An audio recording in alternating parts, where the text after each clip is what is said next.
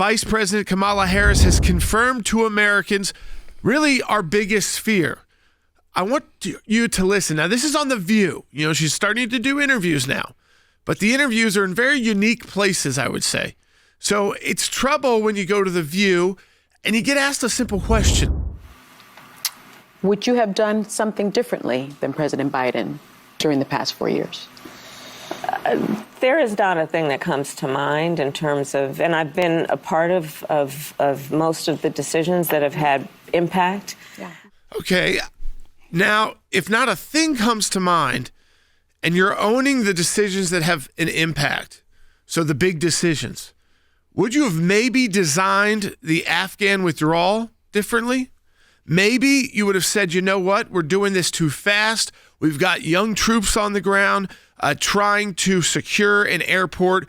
We were not prepared for how quick the Taliban and ISIS-K would be able to move on the airport. Even the Taliban was not able to provide us enough information on ISIS-K, who they blame for the attack at that gate, which led to the death of 13 American men and women soldiers who were trying, again, to let the right people inside the gate to flee Afghanistan.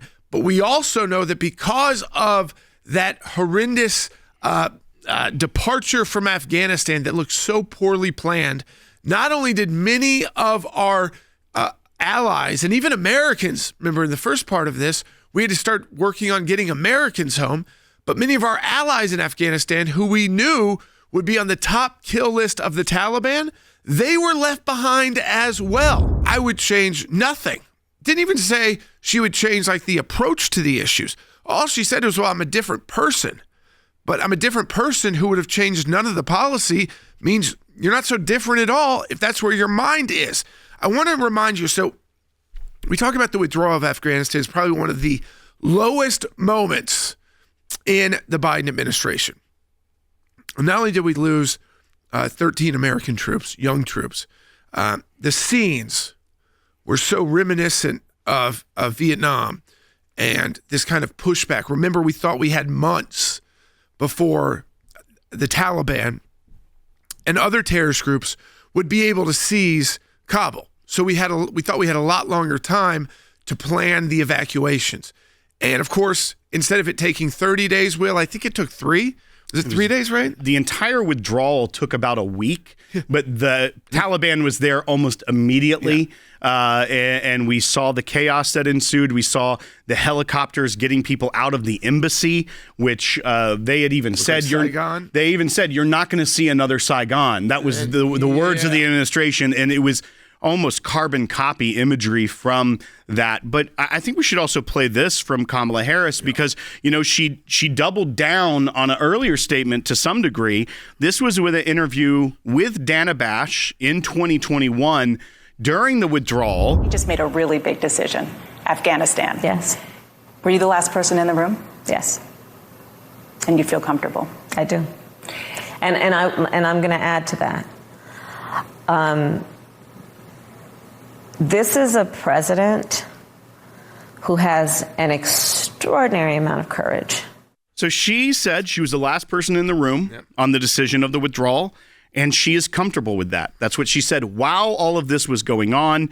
And then we know she said on The View that nothing comes to mind in terms of what she would have done differently in the past 4 years. She could have said a couple of things, like that withdrawal should have been better, and we should have better treated those who worked with us. We should have had them out before the withdrawal. We should have made sure they had flights as well as their families had flights. And we should have put pressure on the Taliban that if we couldn't get to everyone, if they touched any of them, we'd be right back in Afghanistan blowing up their strongholds so their families would be at risk. Now, I could see a Donald Trump or a Mike Pompeo saying that. You know who I don't see ever saying that?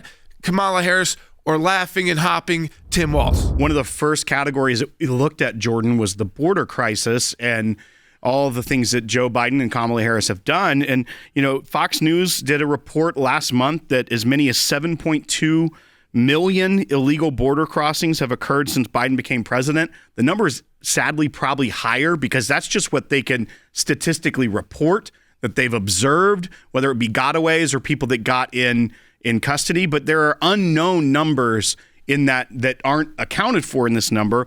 And this was an agenda of the Harris-Biden administration from day one, when they got in office and they started undoing executive orders, took away the Remain in Mexico policy, Jordan, and just went through the litany of protections that the Trump administration had put in. And instead of building upon that or finding a better way, if they thought there was a better way, they just undid it with nothing behind it as a backstop. The idea behind this is she has no plan for border security.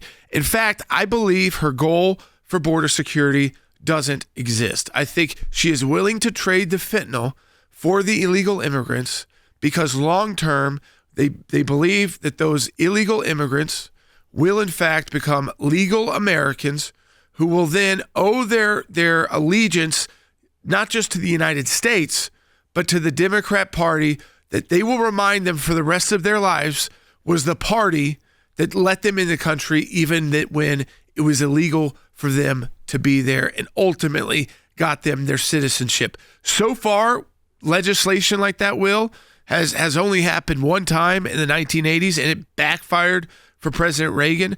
I don't know that we'd even see legislation like that in our future, but if they're playing that game, betting with human beings, which is, you could do a whole show on that, the idea that we're going to bet with human beings for political purposes, it just shows you the fact that the number one killer of people between the ages of 18 and 39 is not illegal immigrants. It's the drugs they're smuggling across. She cannot come up with anything different she would do. I mean, this is the governing style she wants to bring to the White House. So really all we're getting is a younger Joe Biden. We're not going to get real changes. We have someone who can't admit when things could have gone better. This is dangerous for our country because I think any honest elected official, if you were a vice president in administration running for president and you have the benefit of hindsight is 2020, you should be able to answer those questions, not to blame necessarily your predecessor or the current president that you serve, but to say, you know what, we learned a lot there and we learned that didn't work. So under my watch, that will never happen again. So you can take a question that may make you sound weak and actually make you sound tough. And it didn't throw Biden under the bus. It didn't throw yourself under the bus. It said, we have learned on all these issues what we need to do different so it never happens again. But that's not what we're hearing at all